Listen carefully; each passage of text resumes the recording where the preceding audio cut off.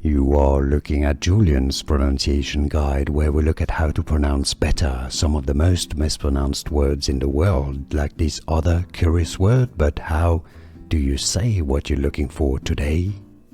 Let's learn how to pronounce these names once and for all correctly. If you want to learn more confusing pronunciations, more brand names, German names too, stay tuned. I've got more pronunciation videos for you coming up.